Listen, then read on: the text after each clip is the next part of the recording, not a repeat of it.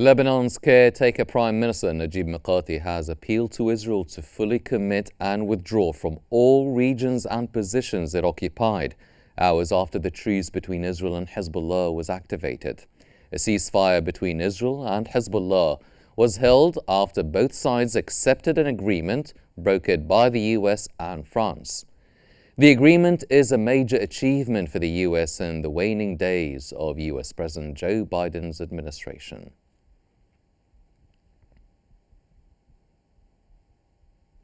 The Speaker of Lebanon's parliament, Nabih Berri, has declared that Lebanon is entering a new phase after what he described as the successful thwarting of Israeli aggression.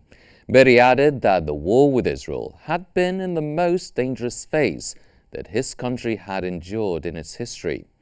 He called on displaced citizens to return to their land, even if it's in ruins, emphasizing the importance of resilience in rebuilding the nation.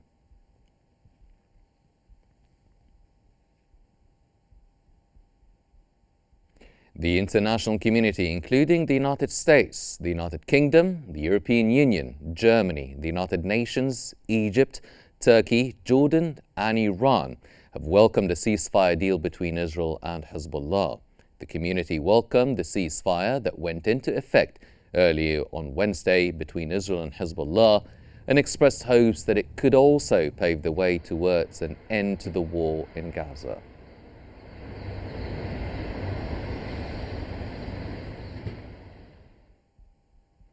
Long displaced residents of South Lebanon have started returning to their homes after a ceasefire took effect at 4 a.m. local time.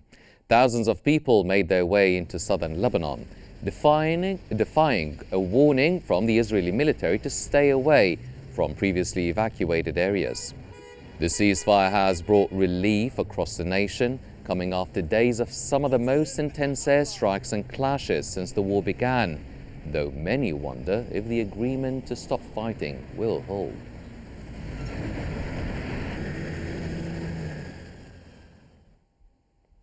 The Lebanese military has asked displaced people returning to southern Lebanon to avoid frontline villages and towns near the border, where the Israeli military is still present until the troops withdraw.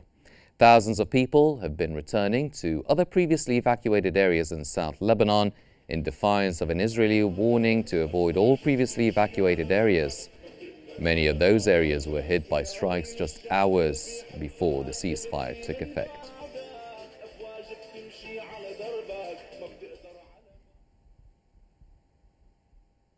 Syria's state news agency has reported that Israeli strikes late yesterday on Lebanon's northern border crossings with Syria killed 6 and wounded 12. Lebanon's transport minister, Ali Hamie, said the strikes targeted Lebanon's 3 northern border crossings with Syria for the first time. The strikes came moments after US President Joe Biden announced that a ceasefire would come into effect at 4 a.m. local time. Israeli raids on Lebanon's eastern crossings in recent weeks had already sealed off those routes into Syria.